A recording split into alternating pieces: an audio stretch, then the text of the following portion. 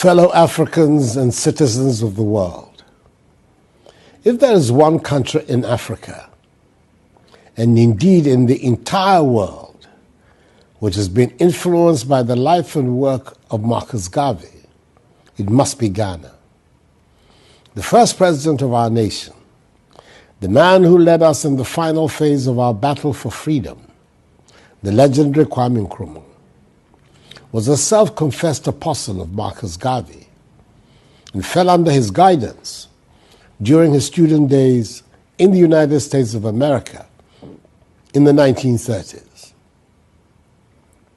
The first national shipping line of our country was named by him the Black Star Line, in deliberate emulation of the Black Star Line, the shipping line established by Marcus Garvey in 1919 to assist in the repatriation of Africans in the United States to their homeland in Africa, and to be the vehicle of trade between the two continents.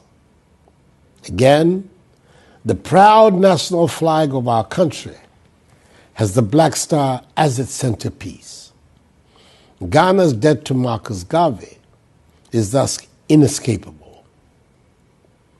Today, we're gathered all across the world to commemorate the 100th anniversary of the holding of Marcus Garvey's Convention of the Negro Peoples of the World in New York.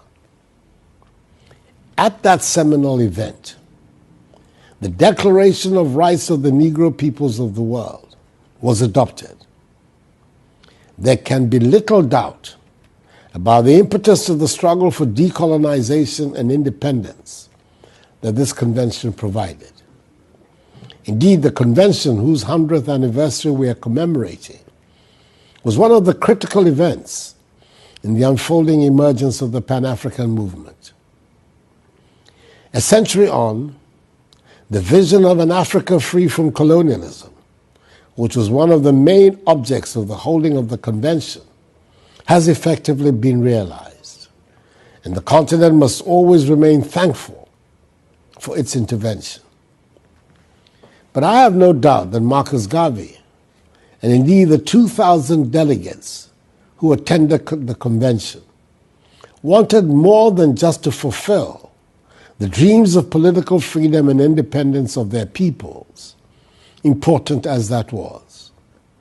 The promise implicit in the drive for liberation was that freedom would inspire the rapid enhancement of the quality of life of the African peoples, and indeed of all black people around the world, and banish the specter of mass poverty bequeathed to the African peoples by the long period of colonial exploitation. Alas, that has not happened for a variety of reasons, some of which do not do us credit. Be that as it may, our generation has an opportunity to rededicate ourselves towards attaining the goals of guaranteeing the liberties and freedoms of the African peoples, employing the immeasurable wealth of Africa to satisfy the needs of the African peoples by resisting the continuous exploitation of her resources by external agencies, eradicating mass poverty in Africa, and promoting the prosperity, dignity, and unity of the African peoples. The name of Marcus Garvey will continue to bear testimony to the necessity of the African peoples on both sides of the Atlantic coming together in mutual solidarity to advance the interests and objectives of black people everywhere in the world. We should never forget the immemorial words of the great Jamaican reggae musician, Peter Tosh, who said, "Don't care where you come from. If you are black, you are an African." I'm an incurable optimist and believe in our capacity to reach these goals. And in doing so, I'm comforted by the words again of Marcus Garvey when he said, "The black skin is not a badge of shame, but rather a glorious symbol of national greatness. I am confident we in Africa, and indeed all black peoples across the world, can achieve the greatness which our forefathers, with Marcus Garvey in the vanguard, dreamt of, and for which some paid the ultimate sacrifice, if we work together. We can do it.